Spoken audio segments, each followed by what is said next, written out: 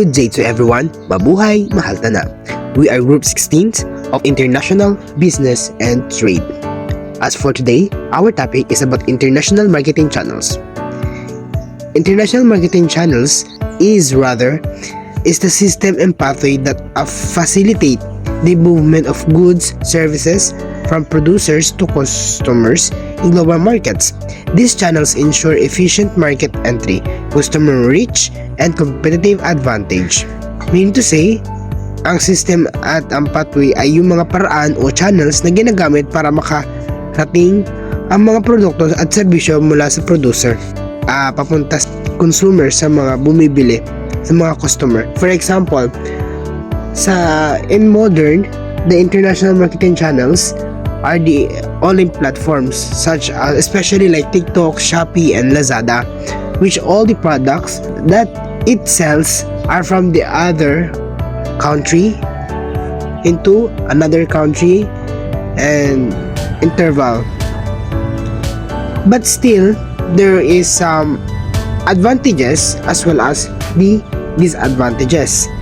In advantages, first, we have market expansion. International marketing will help businesses reach global consumers and increase sales.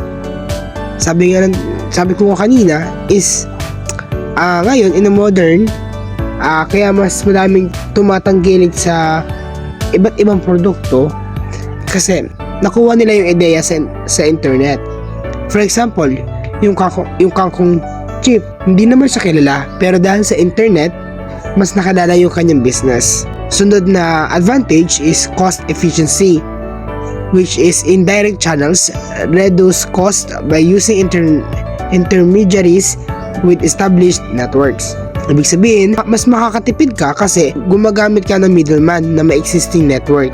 For example, imbes na magtayo ka ng sariling tindahan sa ibang bansa, kukuha ka ng distributor na may sarili ng system para ibenta ang produkto mo. Next advantage is the brand awareness, meaning is the presence in multiple countries enhances global brand recognition.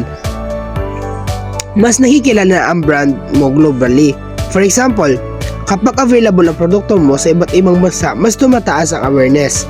Halimbawa, ang bench ay makikita na rin sa ibang bansa kaya mas kilala na worldwide. 'Di ba? Yung bench naman parang hindi naman siya talagang kilala before. But since the other country saw someone wearing that which is catchy, they were interested also. Then from one people wearing that bench into another, the increasing number wearing bench. Number 4, advantage is risk diversification. It is a selling in multiple markets reduces dependency on one region. Hindi ka na umaasa sa isang market lang kasi para may plan B ka. Kapag bumagsak ang sale mo sa Pilipinas, may kita ka pa rin sa sales mo sa ibang bansa tulad ng Singapore or Dubai, di ba? Nagkakaroon ng ganon. Kaya yung iba nagkakaroon ng branding ay franchising na sa iba't ibang lugar. Halimbawa, sa Jollibee, meron silang mga building or meron silang partnership sa Rojas, Bungabong, Pinamalayan. Even na mag-collapse or malugay yung isang building, yung isa lang nilang franchise, is okay lang kasi meron pa. Then, last one in advantage is special expertise, which it means local intermediaries understand market dynamics, regulation, and customer behavior. May tulong mula sa mga local experts. Example, yung distributor mo sa Japan, alam na ang local culture, regulation, at buying habits ng Japanese customers.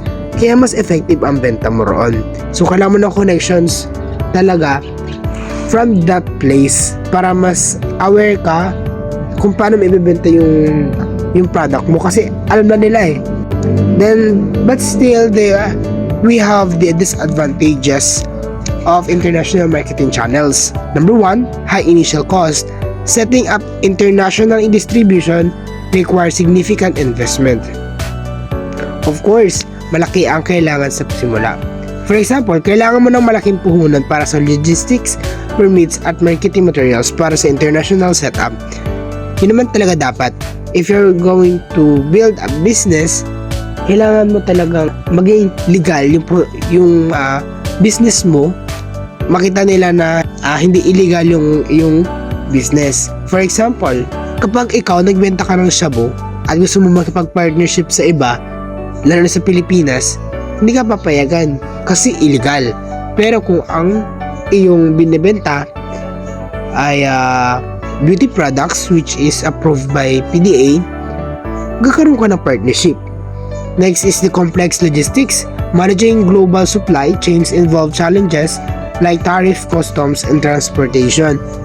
Mahirap i-manage ang global supply chain kasi kailangan asikasuhin ng customs, shipping, taxes, at mga delay sa delivery na minsan naging headache. Number 3 is loss of control. Relying on intermediaries may affect pricing, brand representation, and customer experience. Ito ay nawawalan ka ng control sa brand mo.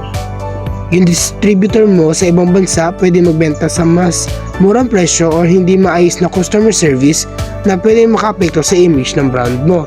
Then sunod, the disadvantage is the cultural and regulatory barriers, which means differences in local consumer preferences and business practices complicate operation. Ito ay may mga differences or may pagkakaiba-iba sa bawat batas at kultura.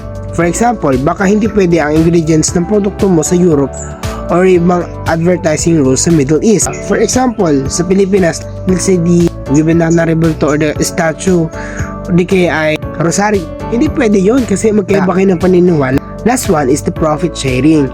Using intermediaries reduces profit margins as commission and fees are involved. Hindi buo ang kita mo. For example, kailangan mong bigyan ng komisyon ang distributor mo kaya mas maliit ang take-home profit mo. Channel of distribution structures. The way product moves from manufacturers to consumers. They determine how goods are delivered, who is involved, and how long the supply chain is. The structure chosen depends on factors like product type, market size, and customer preference. Paraan ng paggalaw ng mga produkto mula sa mga taga-gawa hanggang sa mga mamimili. Tinutukoy nito kung paano ihahatid ang mga produkto, sino ang kasangkot at kung gaano kahaba ang supply chain. Uri ng produkto. Ang mga produkto na madaling masira ay maaaring nangangailangan ng direktang pagkahatid. Laki ng merkado. Ang mga malalaking merkado ay maaaring mangailangan ang mga mas maraming mga tagapamagitan. Kagustuhan ng mga mamimili. Ang mga mamimili ay maaaring pumili ng direktang pagbili o pagbili sa mga tindahan.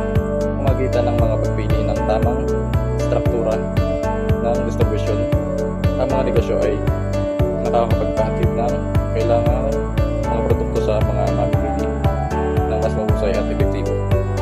Three main types of channel of distribution structures. Direct distribution. The producer sells directly to consumers without intermediaries.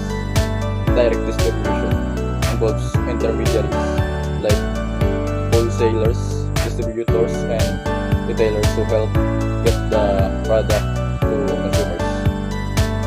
Multi-channel distribution. A mix of both direct and indirect channels, allowing business to reach customers in multiple ways. Mga uri ng distribution. Direktang distribution. Ang taga-gawa ay direktang nagbebenta sa mga mamimili ng walang tagapamagitan. Hindi direktang distribution. Ang taga-gawa ay nagbebenta sa mga tagapamagitan tulad ng mga wholesalers, distributor, at retailer, na pagkatapos ay nagbebenta sa mga mamimili. Multi-channel na distribution. Ang kombinasyon ng direkta at indirektang distribution na nagbibigay daan sa mga negosyo na makarating sa mga mamimili sa maraming paraan. Patterns of distribution. Distribution patterns are influenced by market infrastructure, consumer behavior, and regulatory factors. These channels and patterns are shaped by factors like economic conditions, technological advancements, and cultural differences in international markets. Ang patterns of distribution ay tumutukoy sa iba't ibang paraan kung paano nakakarating ang produkto o serbisyo mula sa producer papunta sa end user, pwedeng tao or kumpanya. Patterns of distribution, nakapanood ko dito ang consumer goods distribution. Consumer goods distribution typically involves a multi-layered system with wholesalers, distributors, and retailers. The length of the channel depends on market complexity. Ito yung pattern na ginagamit sa mga produkto na binibili ng mga regular na tao gaya ng food, damit o gadgets. Mula sa manufacturer, dadaan muna sa wholesaler, tapos sa distributor, and then sa retailer bago makarating sa customer. Mas maraming layer kapag malaki o komplikado ang market. Next is industrial goods distribution. Usually shorter, relying on direct sales, specialized agents or distributors to serve businesses and institutions. Dito, mas maikli ang distribution process kasi ang mga produkto ay hindi para sa pangkaraniwang consumers kundi para sa companies o institutions. Halimbawa, isang factory bibili ng makina, diretso na sila sa manufacturer o sa authorized distributor. Wala nang paligoy-ligoy, minsan agent lang ang kailangan para i-connect sila. Last is service distribution, delivered through franchising, licensing, online platforms, or partnerships to reach global consumers. Services naman ang ibebenta gaya ng food chains, streaming platforms o apps, ibang strategy ang gamit. Pwede silang mag-franchise, licensing ng rights o gamitin ng online platforms para maabot ang global consumers. So kahit nasa ibang lugar ang business mo, pwedeng makuha ang services basta may internet o partner